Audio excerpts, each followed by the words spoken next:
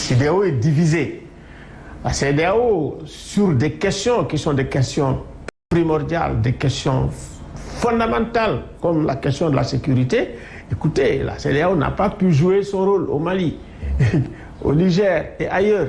Bon, tout cela, ça fait des problèmes. Et la question de la sécurité, et la question de l'autonomie stratégique de la région, je pense que c'est les questions sur lesquelles il faut travailler. La CEDEAO aussi, aujourd'hui, est traversée, convoitée par de grandes puissances qui exercent à la fois et leur, comme on dit, puissance et également leur influence.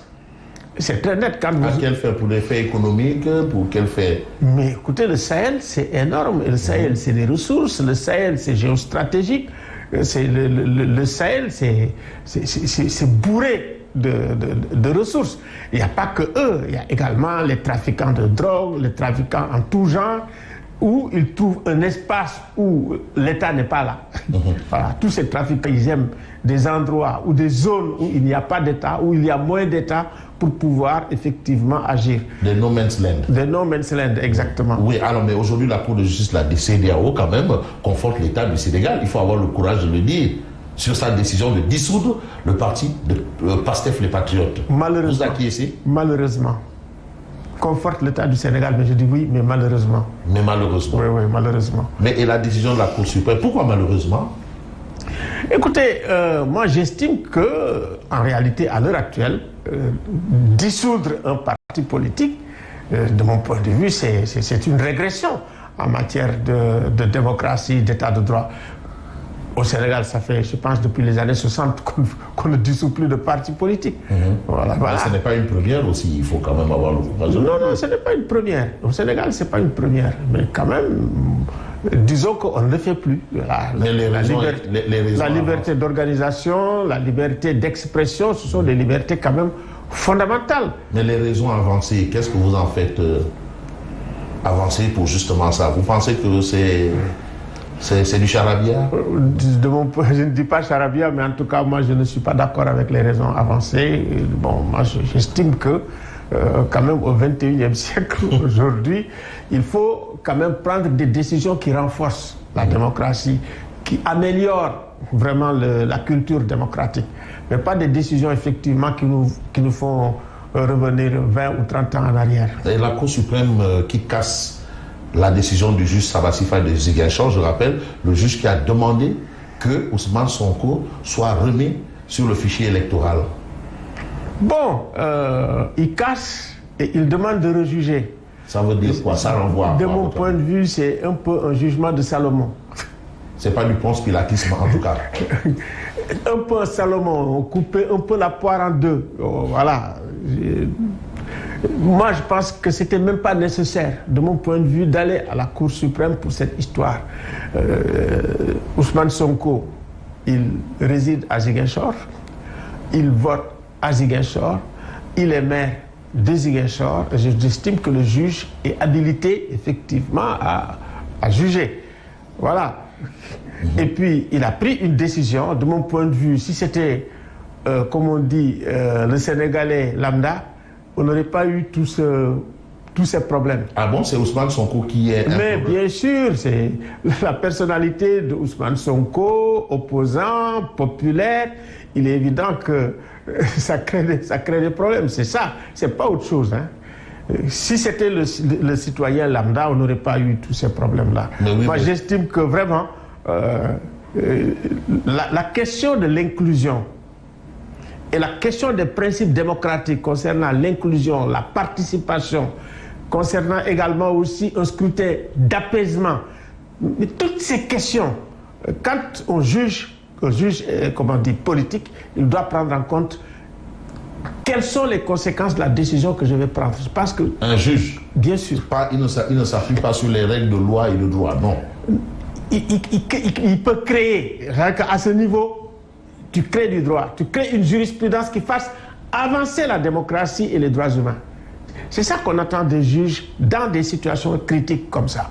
C'est-à-dire de faire preuve, je veux dire, d'intelligence, de créativité, de manière effectivement à prendre des décisions qui fassent avancer la démocratie de façon globale. Dans tous les pays du monde, c'est comme ça. Les cours suprêmes, quand ils sont confrontés, vous savez, les esclaves n'arrivaient pas à voter. S'il n'y avait pas des juges, quand même, qui se fondent sur des principes qui fassent développer, comme on dit, la démocratie américaine, que si la démocratie américaine aujourd'hui n'est plus jugée comme de la période de l'apartheid, si ça s'est calmé, c'est parce qu'effectivement, il y a eu des juges qui ont pris leurs responsabilités pour faire avancer la société. Ça, c'est extrêmement important. Donc, il devrait y avoir un cas Ousmane Sonko. Mais bien sûr que c'est un cas Ousmane Sonko. Toute la série que nous sommes en train de vivre depuis 2021, c'est le cas de Ousmane Sonko. C'est parce qu'aussi, il y a eu un passé. Parce qu'il y a eu un passé récent. 2019, il y a eu le cas Karim Wade. Il y a eu le cas aussi Khalifa Sall.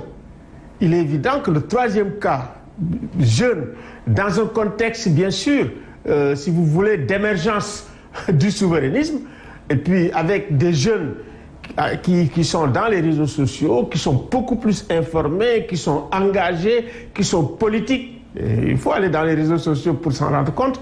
Il est évident que les choses changent. C'est pour ça qu'il faut que, comme on dit, par rapport à l'évolution même de la société sénégalaise, que vraiment tout le monde en prenne compte, que ce soit la police, que ce soit l'État, que ce soit les partis politiques, la société civile, la justice. Notre société est en train d'évoluer. Voilà, comme on dit aussi, nous sommes dans un comme on dit, environnement aussi où les technologies digitales, comme on dit, révolutionnent. Aujourd'hui aussi, comme on dit, les opinions. On arrive même à un moment où nous-mêmes, nous ne sommes plus maîtres de notre propre opinion publique à cause de la révolution digitale. Donc, prendre en compte toutes ces évolutions et travailler dans le sens de faire évoluer notre démocratie, de faire évoluer notre société, de moderniser notre société, en s'appuyant aussi sur nos valeurs. Nous avons des valeurs très fortes. Le Ubuntu, ça c'est, comme on dit, l'Afrique du Sud. C'est Mandela. Et c'est ça qui a sauvé, comment dirais-je, l'Afrique du Sud. Tu es moi, je suis toi. Ça a permis de transcender. Mais nous avons, nous, le même concept de Ndaoulante. Tu es toi, je suis moi. Voilà, tu es l'autre, moi-même. Mais dans la politique, il y a des oppositions, des polarisations, la haine qu'on n'a jamais connue. Mais qui a la responsabilité de cette haine? Parce que certains identifient l'avènement de cette haine à partir de l'arrivée dans la scène politique de M. Ousmane Sonko. Je pense que les acteurs politiques, il faut le dire, qu'ils soient de l'opposition ou du pouvoir, ont une responsabilité dans ce qui est arrivé. Je pense que fermer les yeux là-dessus, c'est quand même avoir tort. Mais il faut, d'un côté ou de l'autre, et surtout ceux qui initient les politiques, qui ont la responsabilité de la politique, vraiment aillent dans le sens d'une politique de réconciliation, d'une politique de concorde, d'une politique de dialogue, d'une politique d'apaisement.